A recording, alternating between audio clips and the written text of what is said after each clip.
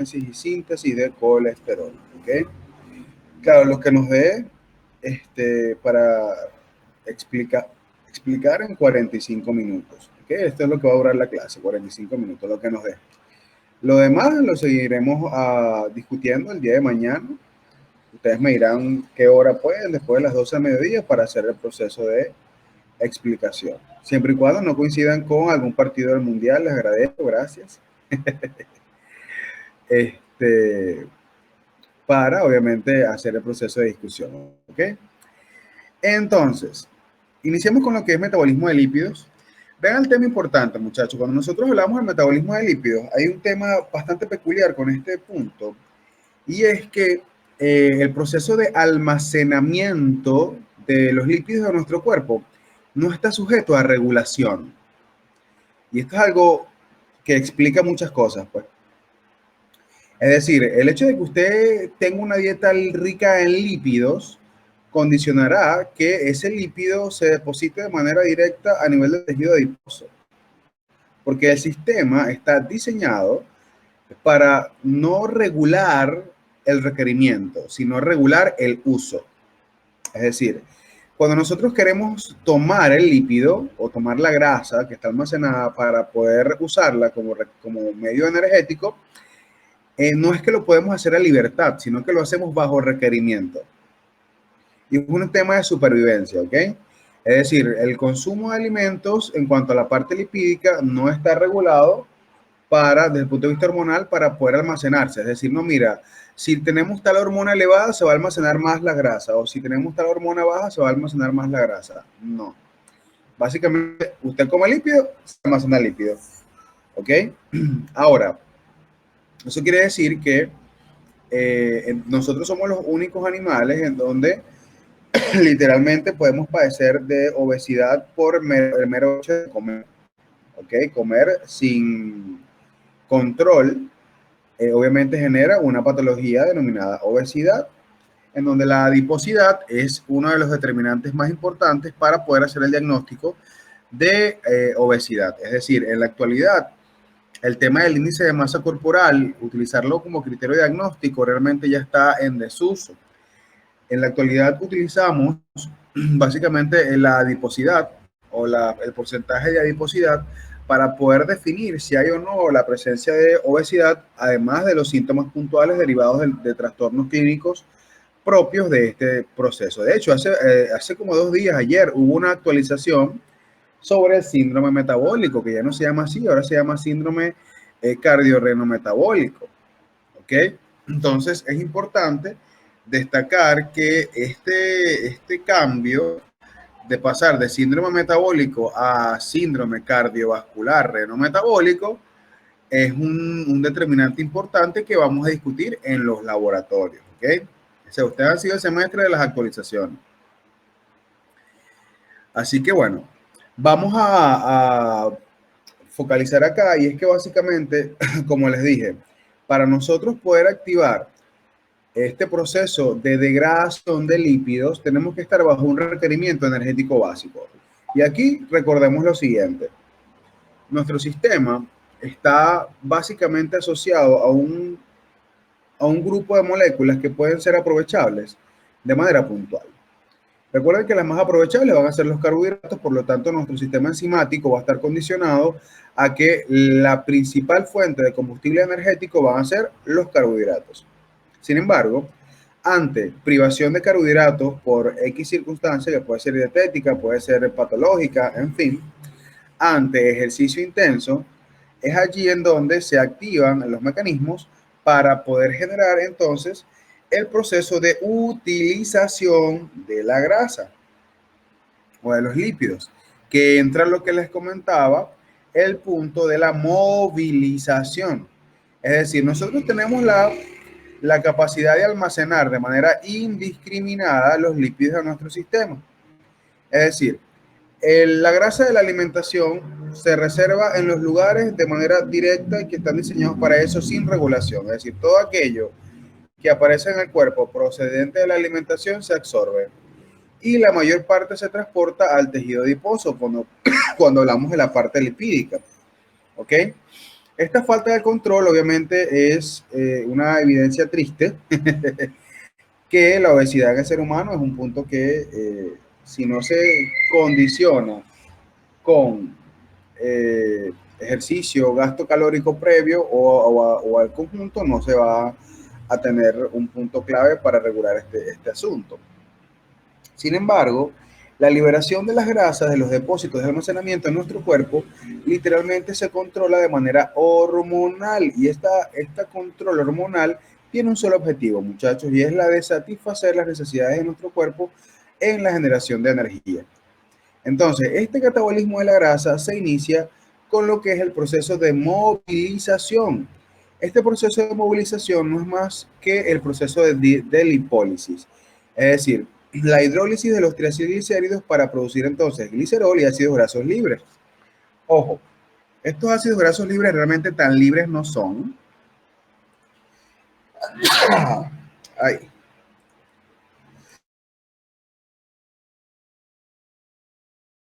Gracias. Entonces, estos ácidos grasos libres como tal no son, gente. ¿Por qué no son? Porque ellos van a estar acoplados una vez que se liberan del proceso de hidrólisis, una vez que son obtenidos mediante el proceso de hidrólisis, ellos se liberan y van a ser transportados tanto por la albúmina a nivel sanguíneo como por la proteína de unión de ácidos grasos dentro de la célula. ¿Ok? Es decir, es importante destacar que para nosotros poder generar este proceso de obtención energética, tenemos que estar claro que existe una diferencia clave entre el transporte y almacenamiento y la movilización de las grasas. Sabemos que el transporte, por ejemplo, el almacenamiento real no está regulado, pero esta activación dependerá, repito, del requerimiento energético. Aproximadamente el 95% de la energía de nuestro sistema ante procesos especiales de requerimiento metabólico son procedentes de la oxidación de las grasas, ¿ok? Entonces, esto nos pone algo en contexto que les había dicho por allá en termodinámica, y es que si bien los carbohidratos son los más aprovechables, los que están asociados a la cantidad de energía máxima en cuanto a su estructura química son los lípidos.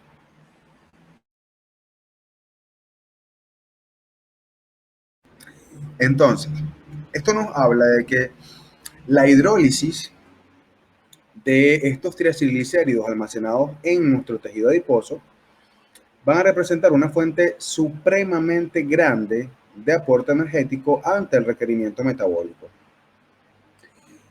Y eso obviamente lleva un gasto metabólico preciso que vamos a ver a continuación.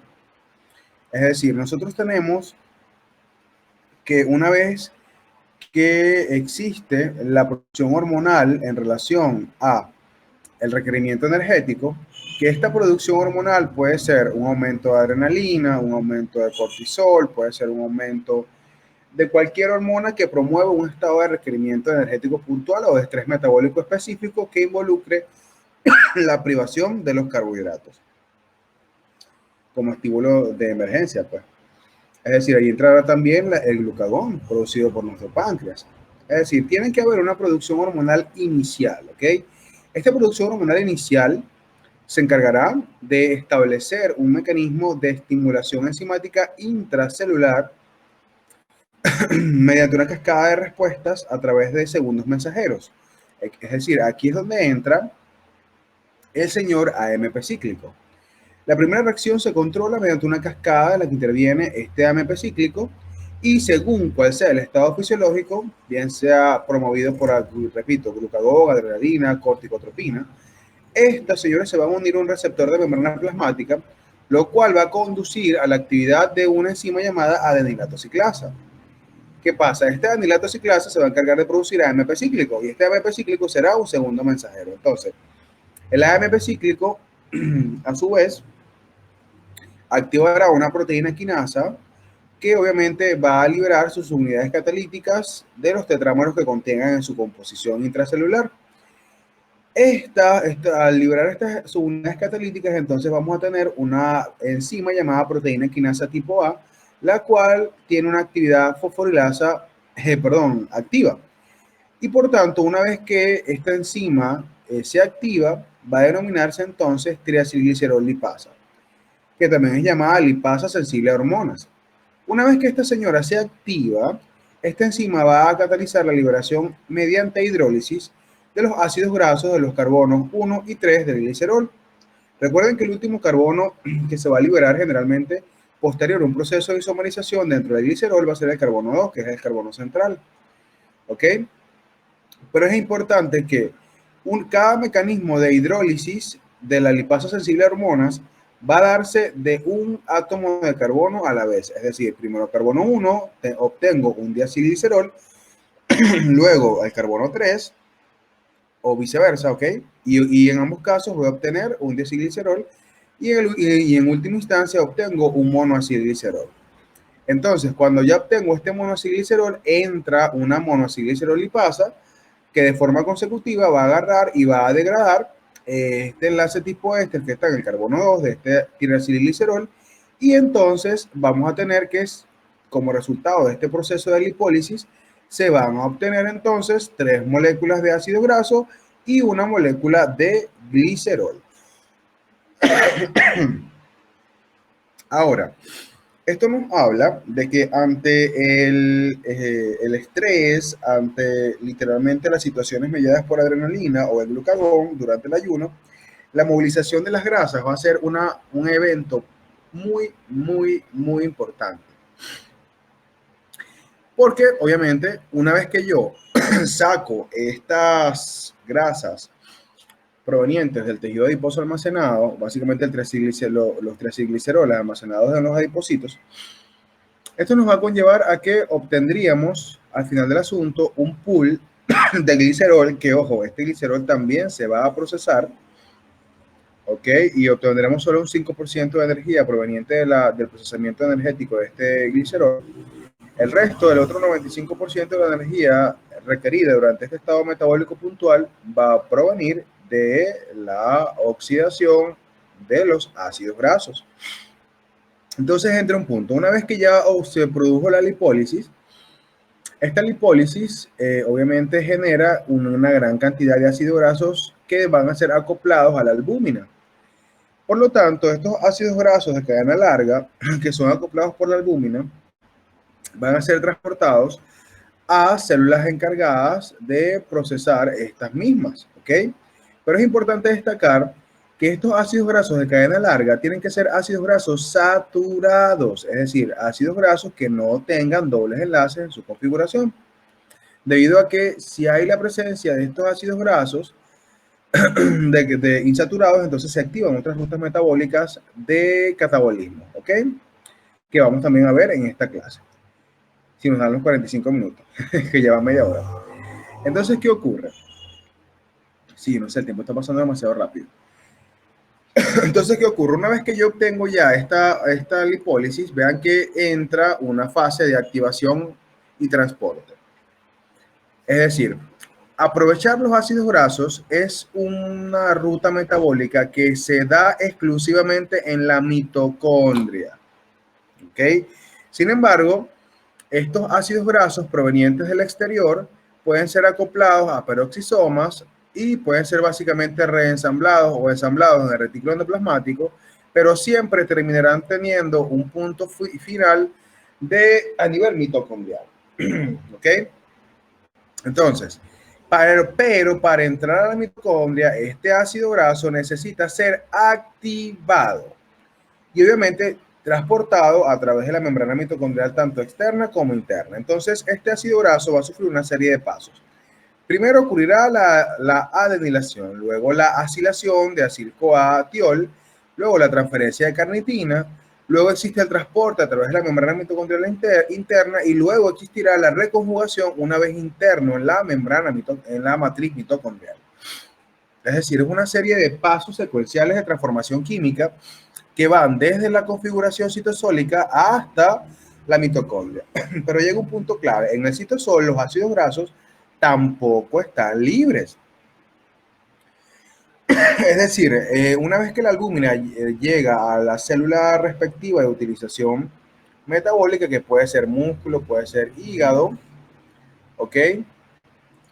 Es importante resaltar. Hola, ¿me escuchan?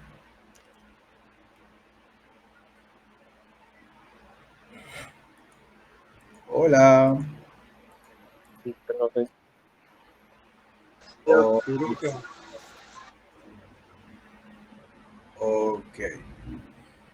Ok, ok. Bueno, lo que pasa es que no sé, hubo como un bug aquí que no me escuchaba, pero no. Eso debe ser porque tengo los auriculares puestos. Entonces, como les decía, esta beta oxidación o este proceso de oxidación puntual se da en órganos específicos, como por ejemplo el hígado, los riñones, el músculo, específicamente músculo esquelético más que todo, y también en el corazón. Y esto es lógica, gente. Los órganos que van a tener gran demanda energética son los órganos que van a tener mayor utilidad de esta ruta metabólica. Porque hay un punto clave, la oxidación de los ácidos grasos, que vamos a denominar la beta oxidación, es el único metabolismo que produce equivalentes reductores como el FADH y el NADH, ¿ok? Que pasan directo a cadena de transporte electrónico, es decir, pasan directo a nuestra cadena de transporte respiratorio a nivel mitocondrial, ¿ok? Sin pasar por ciclo de Krebs. Es decir, nos da literalmente una obtención energética directa partiendo de un proceso oxidativo mitocondrial. Y esto es un punto clave porque si no paso por ciclo de Krebs, entonces me ahorro una cantidad grande de pasos enzimáticos y de regulaciones intrínsecas, por lo cual puedo obtener, lo que me va a permitir obtener energía de manera más directa. Entonces, ¿cuál es el objetivo de este proceso que les estoy describiendo? Hermano, obtener energía porque estoy en privación de carbohidratos. ¿Ok? Pila. Es decir, si yo no tengo un estado de estrés, un estado de ayuno, un estado de ejercicio intenso, entonces no habrá movilización de grasas. ¿Ok? Y dentro de los órganos, básicamente vamos a tener hígado, riñones, músculo esquelético y corazón como los principales que se van a encargar de producir esta beta oxidación. ¿Okay?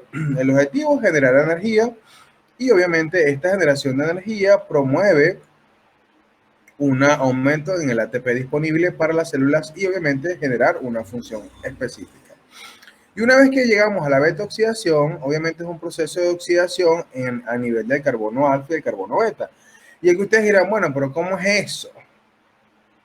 Les explico. Cuando nosotros tenemos un ácido graso, ok, recuerden que este ácido graso es un ácido carboxílico, ¿sí? Lo dijimos en la teoría de estructura. Es decir, este ácido carboxílico, vean que tiene una cantidad específica de átomos de carbono, que en este caso tenemos el palmitoilco A, que básicamente sería el ácido palmítico, ¿ok? Lo que pasa es que aquí está activado. Este ácido palmítico tiene 16 átomos de carbono. Sin embargo, según nomenclatura IUPAC, el carbono número 1 será siempre en el extremo donde esté el grupo funcional carboxilo de este ácido graso. Es decir, en el extremo que está acá, que ahorita es el extremo activado. ¿Ok? Es decir, aquí sería básicamente COOH, que sería el ácido carboxílico. Este sería el carbono número 1. Por lo tanto, se cuenta 1, 2, 3. Es decir, el carbono 2 es el carbono alfa y el carbono 3 es el carbono beta. Entonces, ¿qué pasa? La beta oxidación está asociado a un proceso de ruptura oxidativa, un catabolismo oxidativo, ¿ok? Que va a ocurrir justo entre el carbono alfa y el carbono beta. Es decir, en otras palabras, va a haber una ruptura justo allí. Y cuando se elimina, ¿y cómo se va a ocurrir esto? Bueno, mediante un mecanismo que vamos a escribir a continuación. Este proceso de ruptura catalítica, como pueden observar, siempre va a ser en corte de 2 átomos de carbono. Es decir, vamos a cortar aquí y como punto de resultado, la cadena de ácido palmítico, de palmitoilco A, se acortó 2 átomos de carbono. ¿Ok? Teniendo entonces resultado de acetil-CoA. Entonces vean el tema. Este acetil-CoA es clave porque este acetil-CoA se produce un acetil-CoA por cada ciclo de beta-oxidación, es decir, un ciclo es un corte de 2 átomos de carbono, ¿ok? Y por cada ciclo de beta-oxidación, entonces se va a generar un acetil-CoA y se van a generar un FADH y un NADH, ¿sí? Pero entre el punto, como son cortes de 2 átomos de carbono, entonces yo, el número total de átomos de carbono de la estructura, lo divido en 2, entre 2. Entonces sería 16 átomos de carbono que tiene el ácido palmítico, entre 2, que son el número de carbonos por cada corte de beta-oxidación, me va a dar el número de ciclos que se generan en la beta-oxidación y por lo tanto el número de acetil-CoA. Es decir, el ácido palmítico tiene 16 átomos de carbono. Una vez que se activa, se transforma en palmitoil-CoA. Y una vez que este palmitoil-CoA entra en beta-oxidación, sufrirá 8 ciclos de beta-oxidación y se obtendrán 8 acetil-CoA. ¿Ok? Ahora, estos acetil-CoA van a ciclo de Krebs. Estos acetil-CoA. Pero en el proceso de producción de acetil-CoA, como pueden ver en la gráfica adjunta, también se va a producir FADH y NADH. Este FADH2 y NADH2 se producen antes del corte de acetil-CoA. Por lo tanto, si bien son 8 acetil-CoA que se generan, van a ser esa cantidad menos 1. ¿Por qué? Porque el último acetil-CoA que se produce es como remanente de la estructura química, es decir, no me generará FADH y NADH. Es decir, si yo quiero saber la cantidad de ciclos y por lo tanto la cantidad de acetil-CoA que va a producir la beta-oxidación de ese ácido graso, yo lo que voy a hacer es ese número de total de átomos de carbono lo divido entre 2 y eso me va a dar la cantidad de acetil-CoA y por lo tanto la cantidad de ciclos de beta-oxidación que voy a obtener. ¿Ok? Ahora, eso para saber la cantidad de átomos de carbono, la cantidad de NADH y FADH, lo que voy a hacer es restarle 1 a ese número que me dio de la división y es la cantidad que voy a ver. Es decir, voy a tener un FADH y 7 FADH y 7 NADH de la beta oxidación de este ácido palmítico. ¿Me van siguiendo? ¿Me entienden el asunto?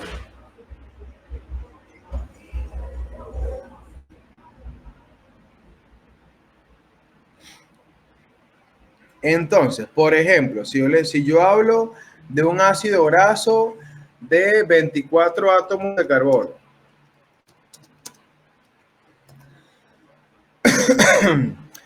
este ácido graso de 24 átomos de carbono, que es insaturado, se llama ácido lignocérico. ¿Ok? Sí existe, no me lo estoy inventando. Se llama ácido lignocérico.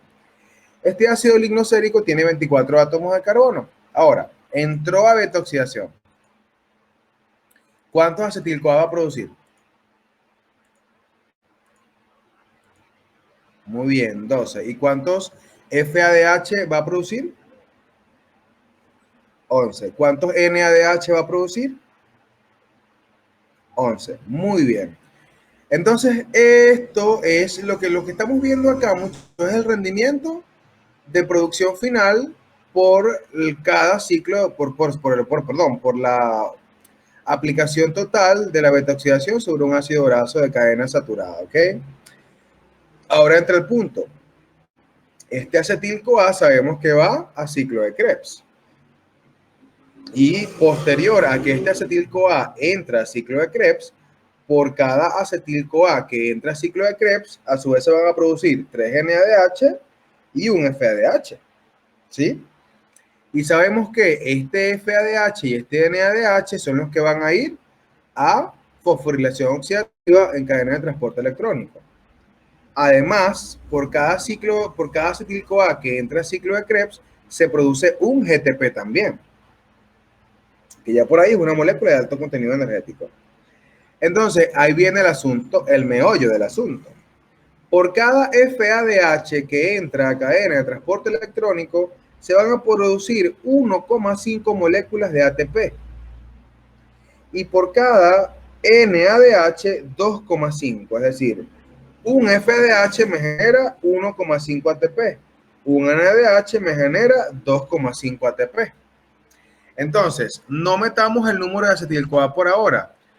Nada más pongámonos con la cantidad del ácido lignolénico que acabo de decirle ahorita, cuántos ATP se van a producir solo por procesar un ácido graso de esta naturaleza. Si dijimos que se producían 11 FADH, ¿correcto? Si esos 11 FADH lo multiplico por 1,5, me van a dar 16,5 ATP. Solo por allí. ¿Ok? Es decir, voy a obtener por los FADH de este ácido lignolénico 16,5 ATP.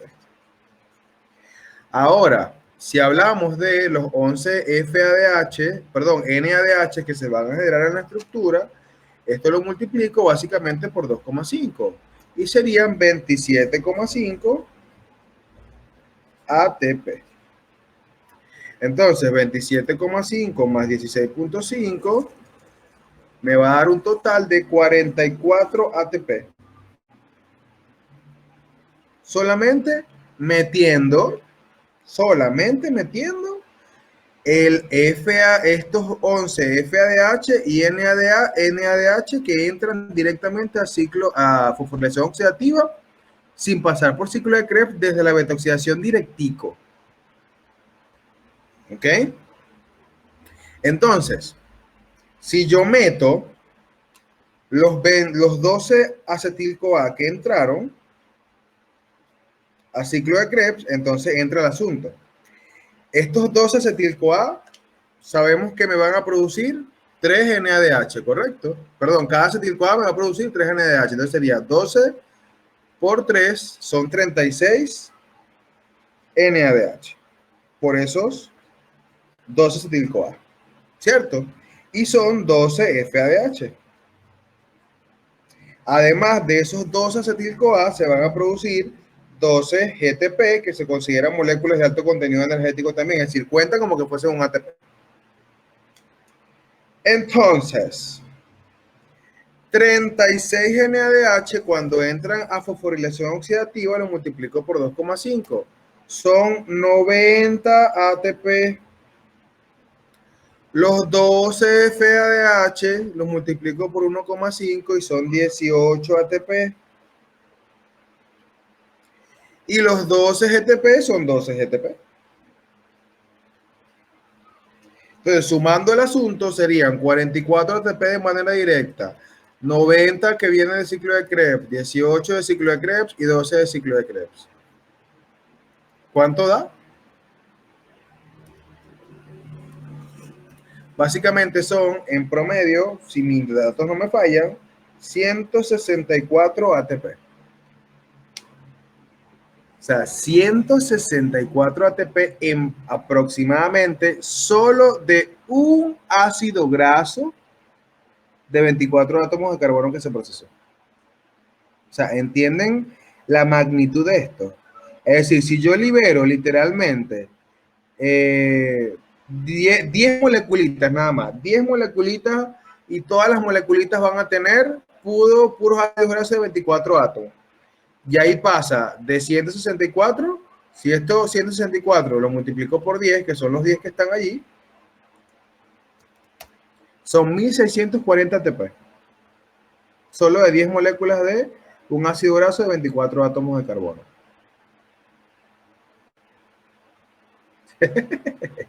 ¿Se entendió el cálculo?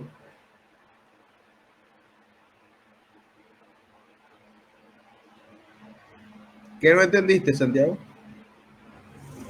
Voy a repetirlo, es que a usted le dio 164, creo, y a mí me dio 156. Sí. Sí, pero A tal ver. vez fue que me faltó algo, repítalo, porfa. Vean, lo que tenemos que saber es, ¿quedó claro cuánto se produce el FADH, verdad? Cada FADH produce 1,5 ATP, estamos claros, ¿no? Y cada NADH 2,5 ATP. Eso sí está claro. Ok. Entonces pusimos el ácido graso de 24 átomos de carbono y ese ácido graso de 24 átomos de carbono, obviamente me daba ¿cuántos? FADH. Me daba 11 FADH, correcto. Y me daba 11 NADH. Entonces, si yo multiplico estos 11 FADH, los multiplico por 2,5, el NADH, perdón, lo multiplico por 2,5, son 27,5 ATP. ¿Sí? Vamos bien, ¿no? Ahora, si los 11 FADH lo multiplico por 1,5 y me da 16,5. Entonces, 16,5 más 27,5, eso me da un total de 44 ATP solo de esta relación que va directo de la beta oxidación. ¿Qué fue lo que les dije? Que si metemos los 12 acetil-CoA,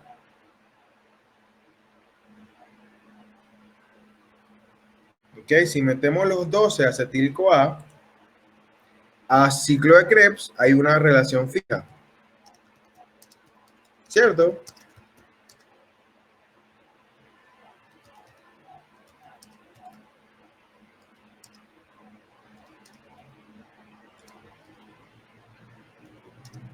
Hola.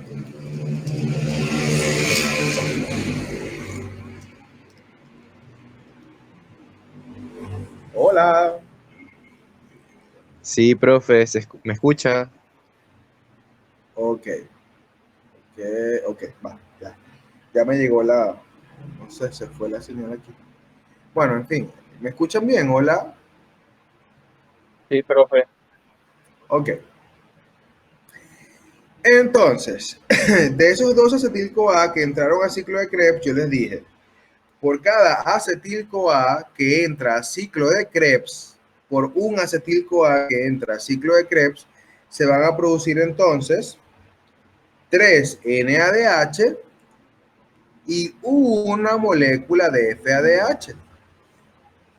Además, le dije que el ciclo de Krebs también genera una molécula de GTP, que esa molécula de GTP se considera también como que fuese un ATP. ¿Vamos bien?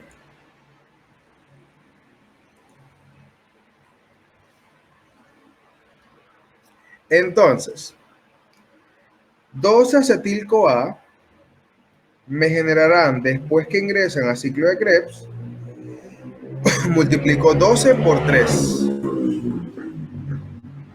Me van a generar 36 NADH. ¿Sí o no? ¿Sí? Ahora, estos 36 NADH lo multiplico por 2,5. ¿Cuánto me da? 90 ATP. Por otro lado, de esos mismos 12 acetil-CoA, se van a producir 12 FADH. Porque recuerden que es un FADH2 por cada acetil-CoA. Eso lo multiplico por 1,5. Eso me va a dar igual a 18 ATP. ¿Sí? ¿Vamos bien hasta ahora? Ahora, también de esos 12 acetil-CoA que entraron al ciclo de Krebs, se van a producir 12 GTP, que sabemos que cuentan directo. ¿Ok? Entonces, al final del asunto, voy a sumar los 44 que entraron directo, los 90 y los 18 y los 12 que se producen post ciclo de Krebs. Eso cuando sumo, para saber el total, me da 44 de manera directa, más 90 que vienen de ciclo de Krebs, más 18 que también vienen de ciclo de Krebs, más 12 que vienen de ciclo de Krebs. En total, ¿cuánto fue el rendimiento de la producción energética neta de este señor? 164 ATP, un ácido graso de 24 átomos de carbono. ¿Se entiende el asunto? Ahora sí se entendió.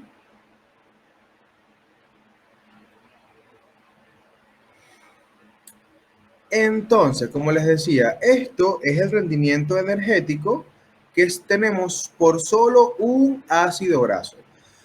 Lo que nos habla de que el aprovechamiento asociado a esta biomolécula de nuestro sistema es uno de los más eficientes que hay en nuestro cuerpo, ¿ok? Entonces, como les dije, beta-oxidación, el FADH de la beta-oxidación que se genera pasa directo a cadena de transporte electrónico. Y es lógico, gente, porque este es un metabolismo que se produce dentro de la matriz mitocondrial, por lo tanto, es un pase directo a la cadena de transporte electrónico. Sin embargo, el acetil-CoA que se genera entra también a ciclo de Krebs, en donde también es procesado para generar entonces lo que es el proceso de producción energética a través de los equivalentes reductores llamados NADH y FADH. Entonces, pasando a esto, entramos en detalle. Vamos a ver que lo primero que va a ocurrir es la activación de este ácido graso. Recuerden que para la activación del ácido graso voy a valerme de varias enzimas, ¿ok? Y aquí entran las llamadas lanzaderas, ¿ok? Que ojo, cuando hablamos de lanzaderas, las lanzaderas enzimáticas, que es un nombre actual que se les da a estas enzimas de la matriz mitocondrial, ¿ok? Literalmente son sistemas de transporte enzimático altamente enlazados entre sí.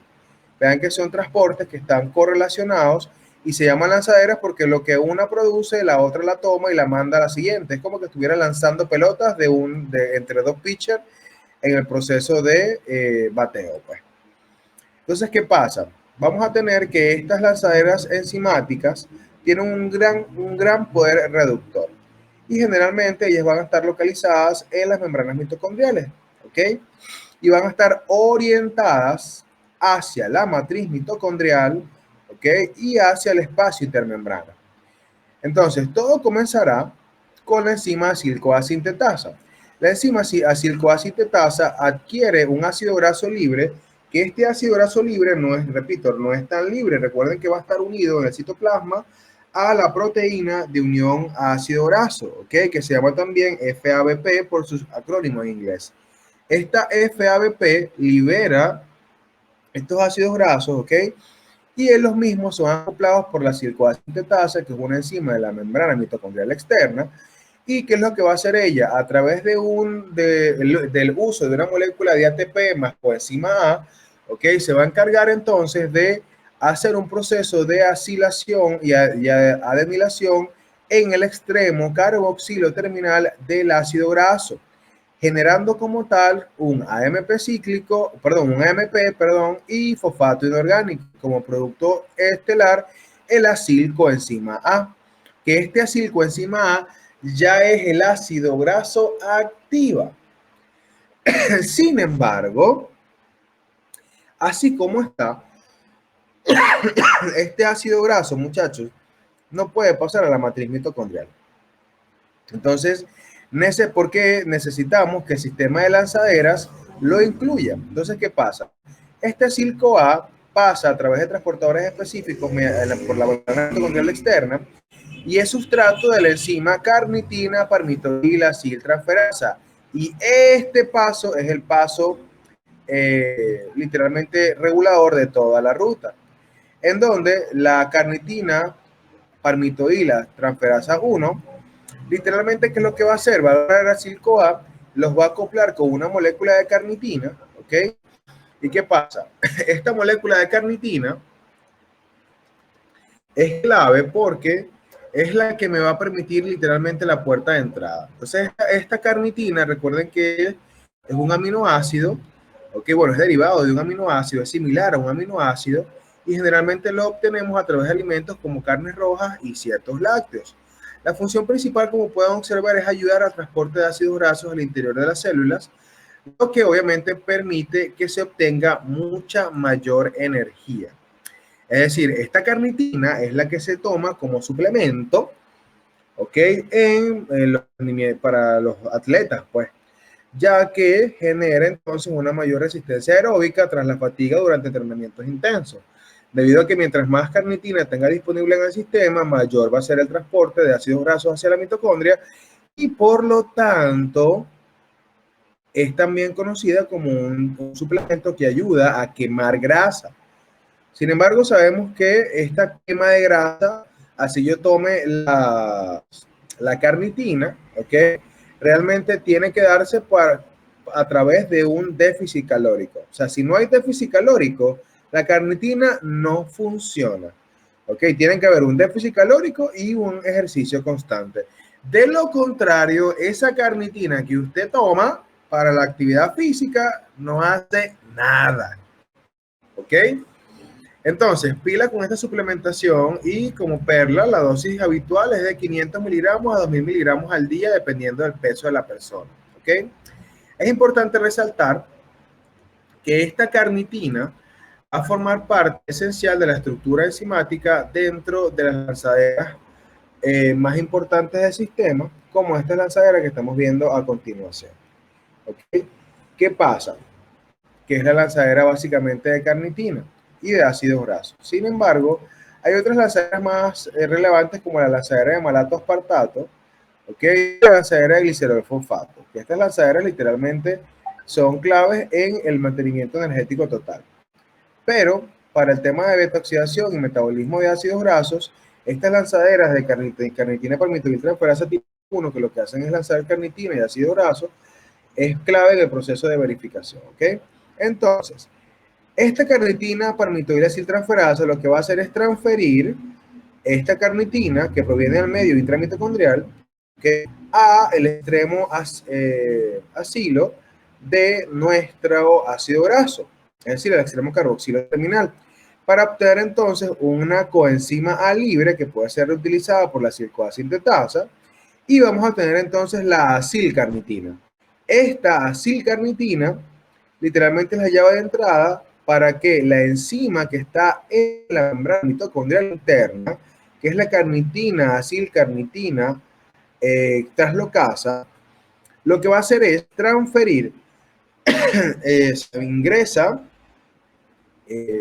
la acilcarnitina hacia el interior de la matriz mitocondrial y bombea carnitina al exterior de la estructura, es decir, al espacio intermembrana. Es decir, es una bomba antiporte. Y literalmente acá, entonces, esta acilcarnitina, una vez que está dentro de la matriz mitocondrial, mediante la expulsión de la carnitina, va a ser sujeto de la enzima carnitina palmitoyltransferasa tipo 2, la cual lo que va a hacer es un proceso de reestructuración, en donde lo que va a hacer es la coenzima A que está presente en la matriz mitocondrial, la va a transferir al extremo carboxilo del grupo acilo para obtener nuevamente acil-CoA, que es el ácido graso activo, y se libera la carnitina, y esta carnitina literalmente es bombeada hacia el espacio intermembrana de la mitocondria para ser utilizada por la permitobil tipo 1. ¿Ok? Y así este acil-CoA pasa a la matriz intramitocondrial y se encuentra activo para ser sujeto al proceso de beta-oxidación. ¿Se entiende el asunto? Entonces, una vez que este ácido graso se activa, recuerden que el proceso de activación siempre va a ser en el extremo carboxilo terminal de la estructura de nuestro ácido graso. Por lo tanto, es allí donde tiene que ocurrir el punto de activación, porque vean que se une mediante enlaces tiólicos y enlaces de adenilación, se va a unir la coenzima A y también se va a unir la carnitina. ¿Ok? Para pasar entonces a lo que es el primer paso de transportador, paso del lado C al lado M, es decir, lado citoplasmático al lado mitocondrial, y eso se deberá al transporte que vemos acá del proceso de activación. ¿Okay? Ahora, este acil-CoA que pasó a nuestro ácido graso, vean que el punto de objetivo de corte siempre va a ser el carbono 3 y el carbono 2, es decir, yo corto estos señores y empalmo. Y es lo que me va a dar como resultado la obtención de el acetil-CoA.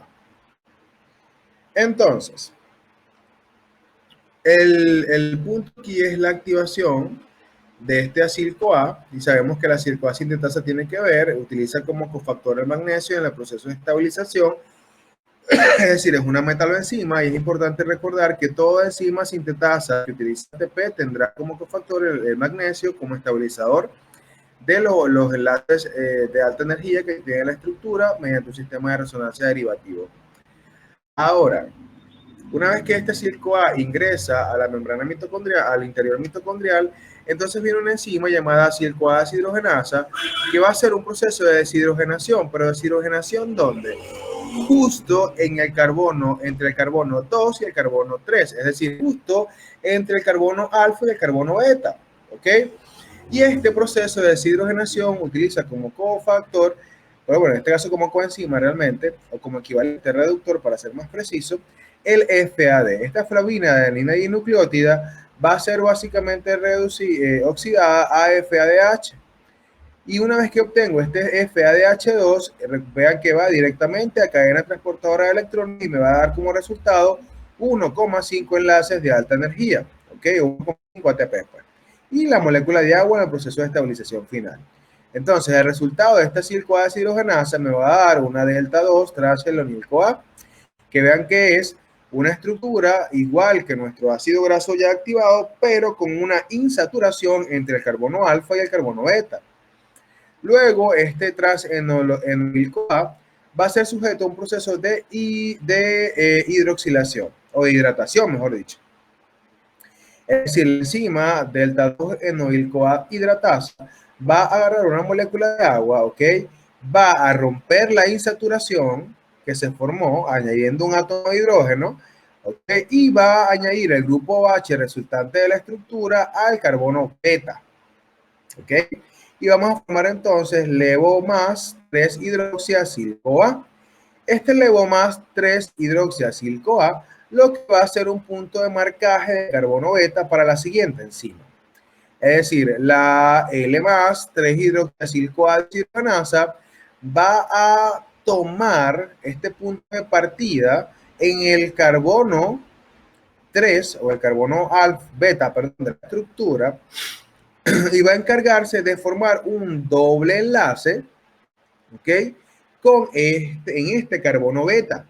¿Por qué necesito formar este doble enlace? Para crear mi nuevo extremo de grupo funcional. Es decir, el carbono beta, después del proceso de corte, ahora va a ser mi carbono 1. ¿Ok? Entonces, yo vengo y genero un doble enlace con el oxígeno en el carbono beta, en el carbono 3, y creo un doble enlace, pero para eso utilizo una deshidrogenación, en donde para esto utilizo como equivalente reductor la nicotina adenina dinucleótida, la cual se va a oxidar para formar NADH, y sabemos que este NADH va directamente a cadena respiratoria formando 2,5 ATP. Entonces, en este punto, vean que se le marcó en azul. Ya tenemos, vean la estructura del acetil-CoA. Entonces entra un punto en donde tenemos que la estructura se denomina 3-cetoacil-CoA.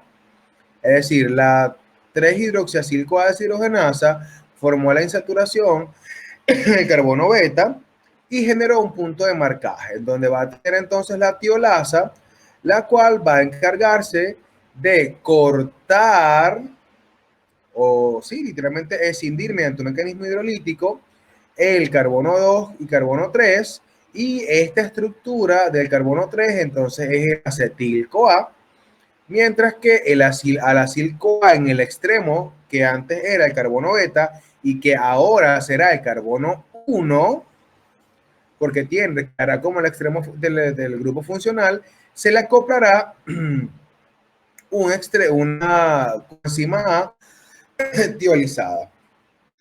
Entonces, este acil-CoA con 2 átomos de carbono menos va entonces al paso 1. Y así se cumple un ciclo de beta-oxidación. Este acetil-CoA enzima A irá a ciclo de Krebs y ya sabemos que el NH y el FADH que se producirá a cadena de transporte electrónico. ¿Se entiende el asunto? Sencillito. Lo que hay que estar pendiente, muchachos, que el rendimiento aprovechable de esta reacción siempre tengo que restar 2. Ustedes dirán, bueno, ¿por qué tengo que restar 2 rendimiento neto para que sea rendimiento aprovechable? El rendimiento real, pues Porque el rendimiento neto es sin meter el gasto de 2 ATP que se produce para la activación. Porque recuerden que para la activación yo gasto 2 ATP. ¿Ok? Entonces, todo lo que yo genere, en cuanto a ATP se refiera, del procesamiento de un ácido graso, siempre tengo que restarle 2 para que sea realmente el rendimiento aprovechable o el rendimiento real. Porque los cálculos que nosotros hacemos es un rendimiento neto, es decir, un rendimiento total, sin meter los gastos intrínsecos del proceso metabólico. Es como la glucólisis, por ejemplo. Que la glucólisis tenemos un rendimiento neto de 4 ATP, pero un rendimiento real o aprovechable de 2. Porque la misma ruta gasta 2 ATP en la fase de preparación o en la fase de inversión energética. Así más o menos acá, en donde también gastamos 2 ATP en la fase de preparación. Por lo tanto, si hablamos de el ácido graso de 24 átomos de carbono que les mencioné, y el rendimiento neto era de 164, su rendimiento real, ¿de cuánto sería entonces?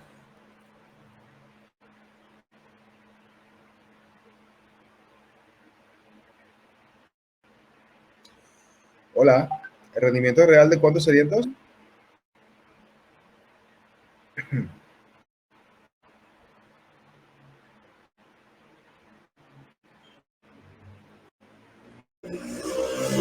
Repetir la pregunta, por favor. Ay, Dios mío, bueno, si les acabo de decir que el rendimiento neto de la beta oxidación básicamente es un rendimiento que no implica el ajuste pues del gasto de energía que tiene el mismo proceso metabólico. Y lo que les mencioné era que en la beta oxidación el rendimiento real, que es el rendimiento aprovechable, era la cantidad neta más 2, porque la fase si el ácido graso 24 átomos de carbono me generaba 164 ATP, ese es un rendimiento neto. Por lo tanto, el rendimiento real o el rendimiento aprovechable iba a ser 162 ATP porque se va a restar siempre 2, ¿ok? Es decir, 162 es lo que se aprovecha. Entonces, vamos a dejarlo hasta aquí, ya son las 9 de la noche, ¿ok? Seguimos el día de mañana, coordinen entre ustedes la hora después del mediodía, que por no coincida el partido, para, obviamente, todos aprovechen el mundial. Vean que ya en 45 minutos hablamos de la lipólisis, la movilización de las grasas, hablamos de la beta oxidación y la activación de los ácidos grasos. Es decir, en 45 minutos pudimos abordar lo que fue la movilización de grasas desde el tejido adiposo y su beta oxidación y su rendimiento energético. Entonces, por favor, pendiente con eso, ¿ok? Mañana a las 3 de la tarde. Ok, fino. Chévere, entonces será mañana a las 3 de la tarde. Ya les paso entonces el link de asistencia por el grupo de Telegram para que se registren.